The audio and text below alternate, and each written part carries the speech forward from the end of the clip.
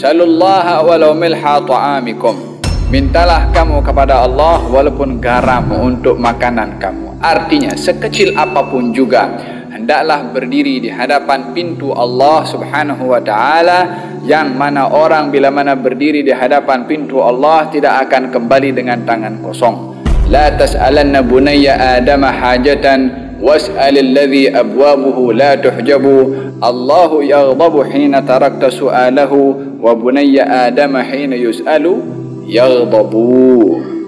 Jangan kamu tanya, jangan kamu minta kepada anak-anak Adam, mintalah kepada zat yang pintunya tak pernah ditutup, yaitu Allah Subhanahu wa taala. 24 hours, 24 jam tu bila nak minta, fadhal. Allahu yaghdabu, Allah akan marah kalau orang itu tak minta kepada Allah Subhanahu wa taala. Wa bunayya adama, akan tetapi anak Adam kalau diminta berkali-kali dia yang akan marah. Allah kalau tak diminta marah. Manusia kalau banyak diminta dia yang marah. Kebalikan, walihada innallaha yuhibbul mulihina fid du'a. Allah suka kepada orang yang suka meminta kepada Allah Subhanahu wa taala. Di zaman satu khalifah Hisham bin Abdul Malik, kalau saya tidak silap, berada di mana, di Masjid An-Nabawi, i'tikaf seorang arifin, dihampiri oleh khalifah. Kemudian ditanya oleh khalifah, alakah hajah? Kamu ada hajat ke kepada saya? Kalau kata orang arif itu mengatakan, saya segan nak minta kepada awak sementara saya berada di rumah Allah Subhanahu wa taala, di rumah zat yang maha kaya. Saya minta kepada makhluk, malu saya nak minta. Kemudian ditunggu sampai khalifah keluar. Ini orang arif pun tak lama keluar.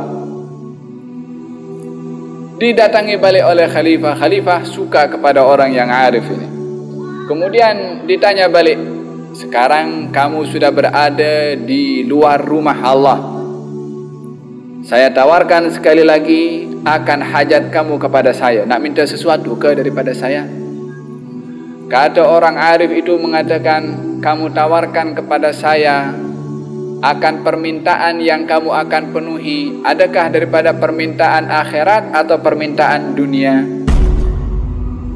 Kata khalifah itu mengatakan, kalau permintaan akhirat saya tak boleh bagi, bukan saya punya itu akhirat. Kalau permintaan dunia saya boleh bagi karena saya punya dunia. Kata orang arif itu mengatakan, kalau dalam hal dunia, kepada yang menciptakan dunia ini saya tak minta, apatah lagi kepada kamu yang tak ciptakan dunia.